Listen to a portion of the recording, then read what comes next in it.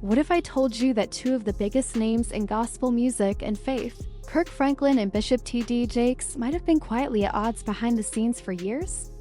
Rumors that once floated through gospel circles are now bubbling up, and fans are beginning to wonder, did something really happen?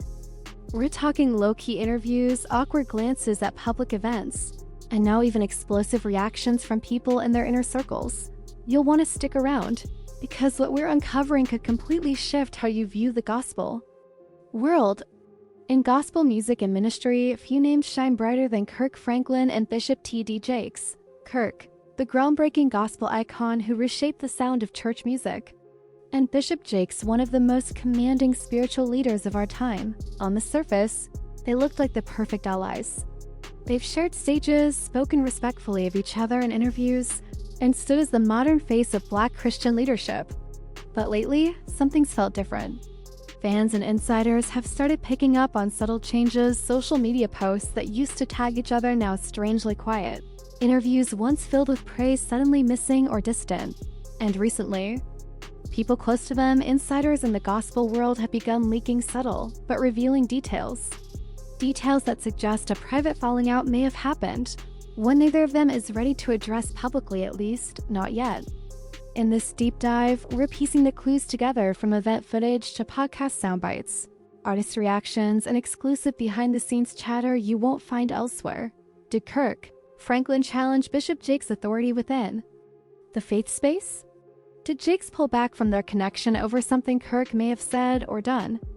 Or could the gospel world be hiding a much larger fallout that's quietly on the verge of blowing wide open? Stick with us, because we're about to break it all down piece by piece.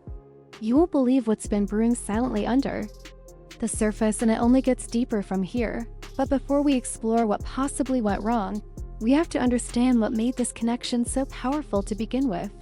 For over 20 years, Kirk Franklin and Bishop T.D. Jakes were viewed as pillars of progressive Black Christianity.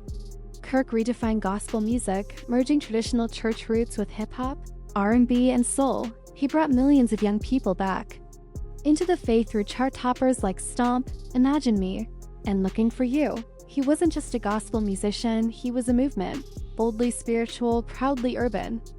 Meanwhile, Bishop T.D. Jakes was transforming how the Black pastor was perceived through not just his sermons, but best-selling books, movies, major conferences, and widespread community outreach. His church, the Potter's House, became one of the most influential and largest churches in America. If Kirk was revolutionizing the sound of gospel, Bishop Jakes was revolutionizing the stage it was presented on. And for years, they were vocal supporters of each other. Kirk made regular appearances at MegaFest and other major Potter's House events. Jakes often spoke of Kirk as a man with a deep heart for ministry, someone uniquely gifted in reaching people where they are, in ways few others could. In 2010, Kirk even described Bishop Jakes as a father figure in the faith. And when Kirk faced backlash for blending gospel with mainstream sounds or collaborating with secular artists who came to his defense, exactly Bishop Jakes. On the surface, they stood united musically, theologically, and publicly, but over time, something started to change. The bond that once seemed rock solid began to slowly fracture, and if you were watching closely, the signs were there. First, fewer appearances together, then public silence on social media, and finally, the moment gospel fans still bring up to this day, the Leadership Summit incident. We'll unpack that in just a moment. But here's where things took a surprising turn. Kirk began openly questioning the traditional structure of church leadership, and some insiders believe those comments were subtly directed at Bishop Jakes. But was that really the case, or was Kirk taking aim at a broader issue within the system? Now here's where things really start to heat up. It was September 2022 during a major faith-based event, the Global Leadership Summit, held in Dallas, Texas. The roster was stacked with well-known Christian figures, worship leaders, authors, pastors, influencers, and of course, Kirk Franklin. What many attendees didn't realize was that Bishop T.D. Jakes was also present, quietly seated in the VIP section, away from all the fanfare. Kirk had been invited not just to perform, but to speak, and as always, he brought his signature boldness. But during his talk, Kirk made a sharp pivot from music to critique. He began passionately addressing the power dynamics within the modern church. His words, some of the loudest voices in today's pulpits, are out here building empires, not communities. We were meant to be shepherds, not celebrities. The crowd went still. Then came a hesitant round of applause. Kirk didn't hold back. He kept going, saying, if you can't connect with the people, if you're only showing up when the cameras are rolling and red carpets are laid out, then what are you really building? Now, while Kirk didn't name drop anyone, the timing, tone, and setting made the message come through loud and clear. The camera briefly cut to the VIP area, and though Bishop Jakes maintained a neutral look, eyewitnesses claim he leaned over to speak with his assistant and quietly exited soon after Kirk's remarks. Was it just a coincidence? Maybe, but here's where it gets even more interesting. Just 2 weeks later, Bishop Jakes held his own leadership panel discussing the state of leadership in the Black church. And in what many believe was a low-key clapback, Jakes said, there's a difference between calling out and calling up. Some of these younger leaders want a mic more than they want accountability. Ouch. That comment set social media on fire. Fans are instantly picking up on the tension. Comment sections blew up with speculation. Was he talking about Kirk? Is this a full-blown feud? Why haven't either of them spoken on it? Even gospel bloggers jumped in, analyzing their past appearances together. Side-by-side clips started circulating, older interviews, full of warmth and laughter, now compared to recent footage that came across as cold and distant. And here's a detail many people missed. At that same summit, Kirk had been scheduled to perform 2 songs following his message, but he only performed one, then left the venue abruptly. According to whispers from backstage, Kirk was visibly upset and dissatisfied with how things unfolded. One insider even claimed he was overheard saying, "This ain't what I came here for." Of course, none of this has been officially confirmed. Neither Kirk nor Bishop Jakes has made a public statement about the moment. But for those who are paying attention, this marked the first real sign that something in their relationship had shifted. And if you're thinking this was just a one-time disagreement, think again, because in Section 3, we're going deeper. We'll explore private statements from gospel insiders, including one artist who unintentionally exposed everything during an IG Live. By then, the gospel community was already buzzing. The Leadership Summit moment had stirred conversations in private group chats, church demas, and even inside some high-profile choirs. And while Kirk and Bishop Jakes maintained silence publicly, that silence only fueled more speculation. That's when things took yet another turn thanks to a late night Instagram Live from none other than gospel singer Isaac Carey, a longtime friend and collaborator of Kirk Franklin. Now, if you know the gospel scene, you know Isaac and Kirk go way back, from choir arrangements to touring across the country together. So when Isaac jumped on live around 1 a.m. one early Sunday morning, casually fielding fan questions, no one expected him to drop a bombshell, but that's exactly what happened. One fan typed in the comments, "Yo, when's Kirk and Bishop Jakes doing another event together?" Isaac paused, looked off camera, let out a slight laugh. Then under his breath, he muttered, that season might be over." Cold, the comments section lit up immediately. "Wait, huh? What do you mean by that? Did they fall out?" Realizing he may have just stirred up controversy, Isaac quickly tried to backpedal, saying, Nah, they're good now. I just mean life happens. Seasons change, that's all." But by then, it was already too late. Screen recordings of the moment went viral in just a few hours. Major gospel blogs like Larry Reed Live and The Gospel Truth Tea jumped on it. What had once been low-key gossip suddenly became an open topic of debate. And Isaac wasn't the only one dropping clues behind the scenes. According to a Dallas-based worship leader who asked to remain anonymous but has worked with both men, the fallout is very real, even if no one's publicly naming it, he told one outlet. "It's not beef, it's more like quiet tension. Kirk feels like the church is leaning too far into politics. Bishop sees Kirk as unpredictable, and that makes certain relationships risky.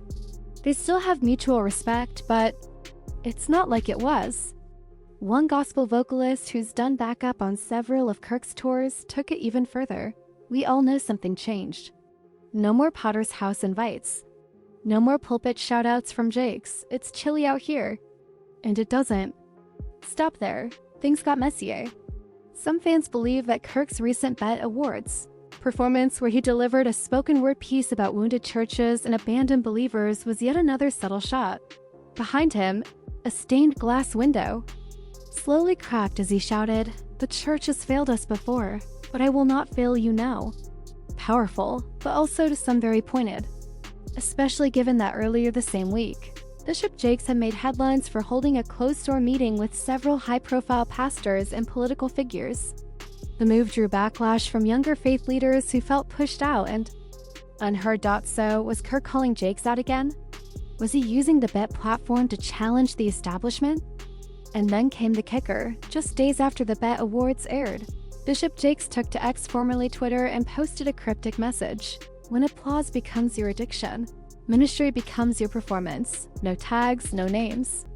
But for those who knew how to read between the lines, the message rang loud and clear. If the leadership summit sparked speculation, and the Instagram Live poured gasoline on the fire, then Kirk Franklin's appearance on the Truth's Table podcast sent the entire gospel world into flames. In early 2023, Kirk sat down with the well-known Christian podcast Truth's Table, hosted by 3 Black female theologians who are widely respected for leading hard, honest conversations about race, church hurt, theology, and structural problems in modern Christianity. No other gospel artist on Kirk's level had ever gone on that show. And from the minute the episode dropped, fans knew this wasn't going to be your typical praise and worship chat. In the 75-minute interview, Kirk let loose, dropping bomb after bomb. Let's break it down. First, he came for the church structure.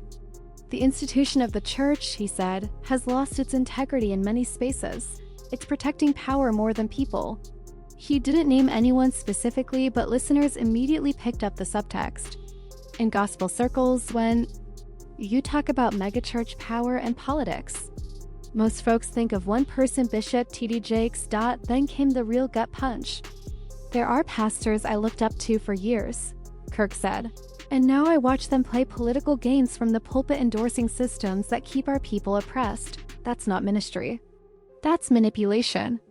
Boom, you could almost hear the collective gasp across the gospel community. And then the host asked a $1 million question: "Have you had to distance yourself from certain leaders because of this?"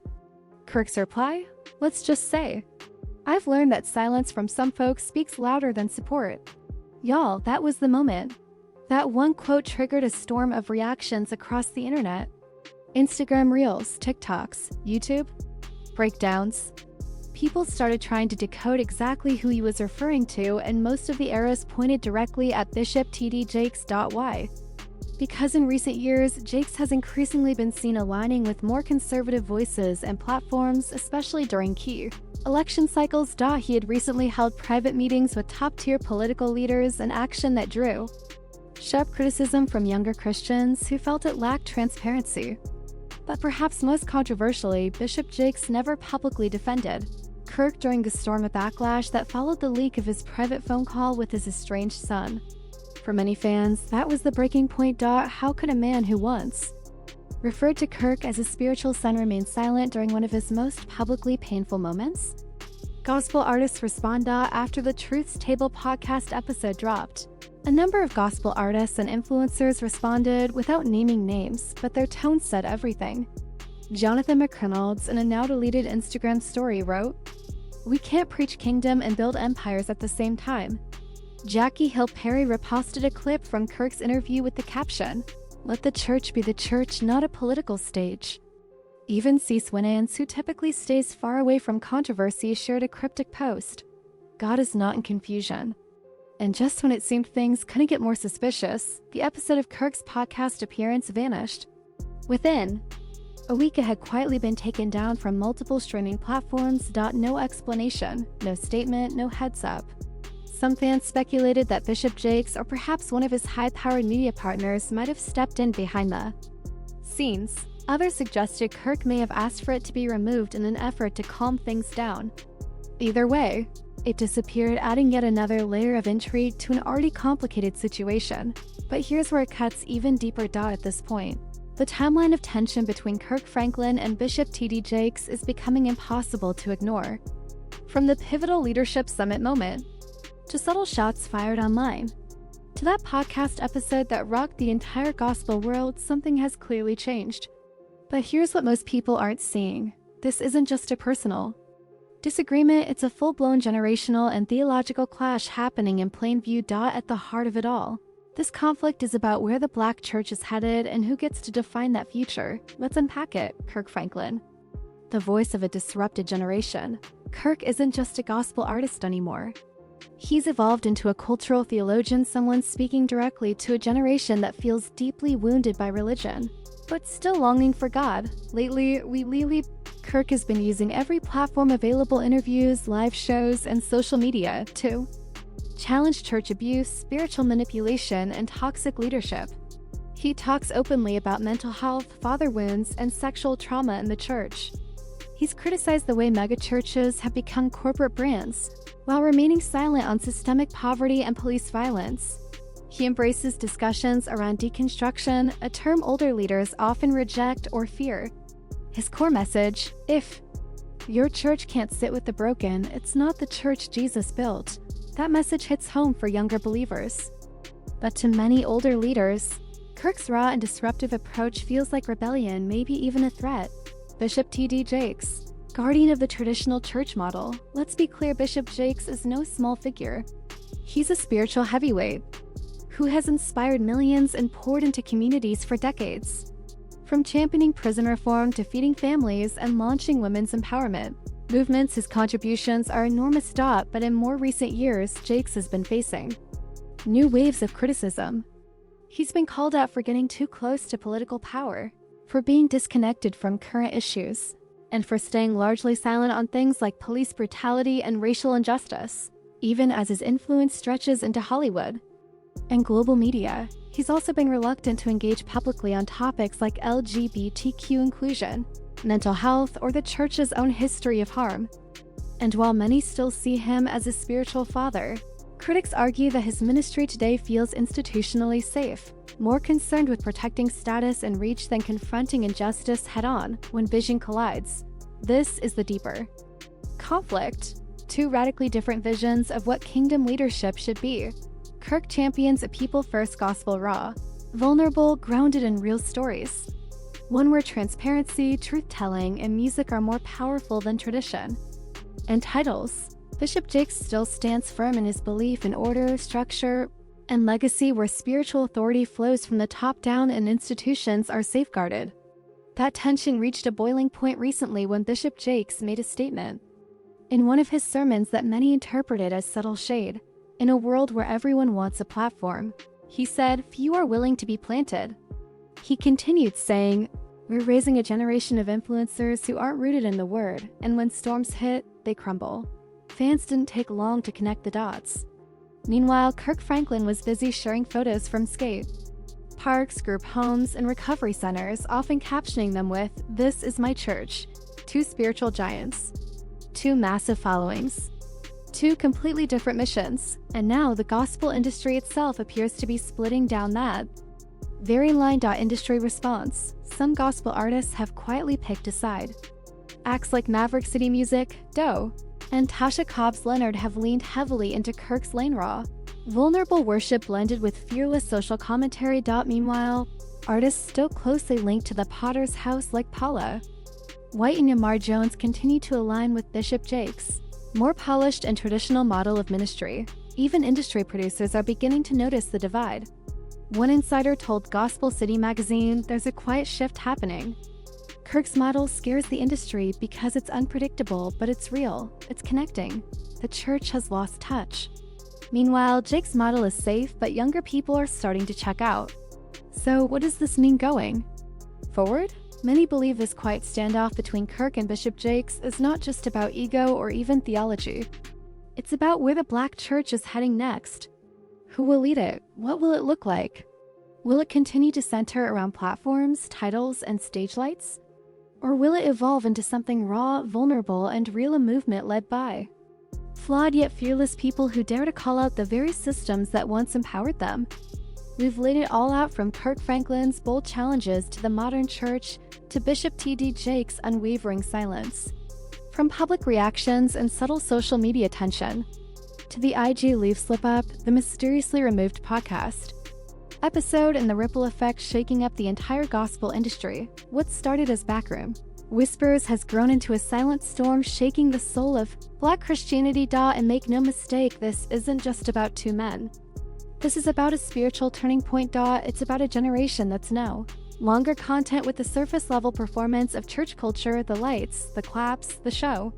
This generation is crying out for truth, for transparency, for healing. And for all his flaws, Kirk Franklin has become the voice of that cry. A voice for those who are tired of hiding their pain behind Sunday best, a voice for those who've seen the scandals, the cover-ups, the spiritual abuse, and finally sighed, enough.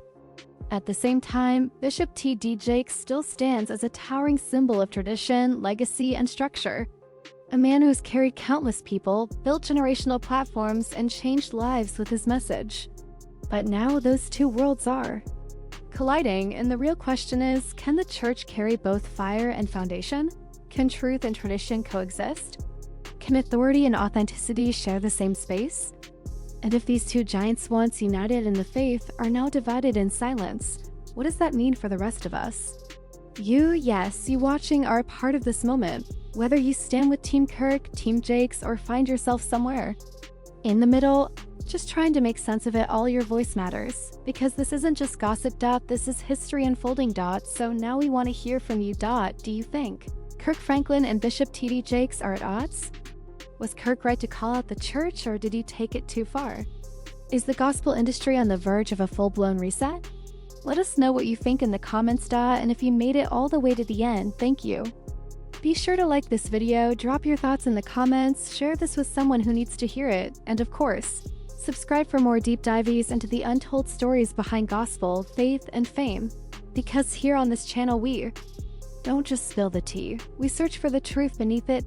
Thanks for watching, and until next time, stay bold, stay informed, and never stop asking the questions they hope you never will.